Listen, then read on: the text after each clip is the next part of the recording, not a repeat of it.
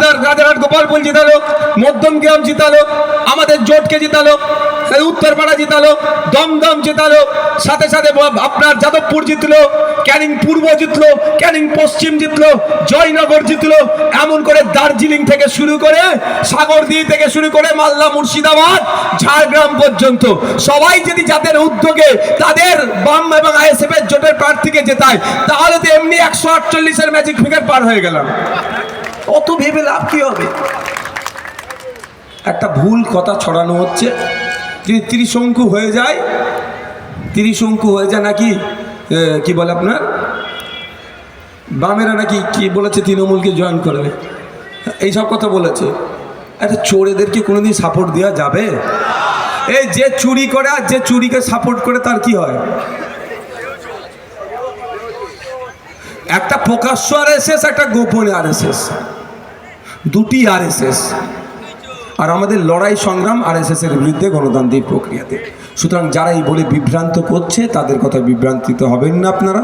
আপনাদের কাছে অনুরোধ করব, আপনার মূল্যবান ভোট নষ্ট করবেন না, এদিক ওদিক দেওয়ার কোনো প্রয়োজন নেই।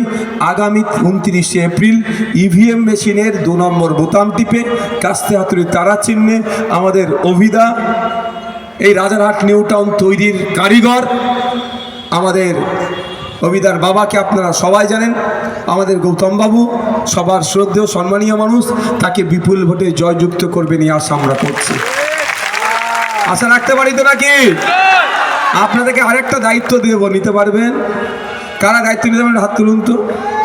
কঠিন দায়িত্ব দেব, হাত যখন তুলেছেন ভয় নেই, ভোট চাইবো না, আমি একটা দায়িত্ব দেব। হাত তুলিয়ে অদা করিয়ে ভোট আমি নিতে পারবো না, আমি মমতা ব্যানার্জির মতো মিথ্যাচার করে আমি ভোট নিতে পারবো না। একটা কাজ করতে হবে, আপনারা বাড়ি যাবে, আপনাদের বাড়ি গিয়ে পাড়া প্রতিবেশী আত্মীয় স্বজনকে এটা বলতে হবে যে এবার নির্বাচনে আমরা কি করব, ভাইজানের সমর্থিত প্রার্থী কমরেড সপ্তর্ষি দেব, যাকে আমরা অভিদা নামে চিনি, তাকে বিপুল ভোটে আমরা জয়যুক্ত করব, ইভিএম মেশিনের 2 নম্বরে ভোটটা দেবো। এটা প্রচার করতে পারবেন?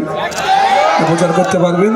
আর একটা ঘোষণা দিই, এখানে আইএসএফ এর শুভাকাঙ্ক্ষী যারা এসেছেন, আইএসএফ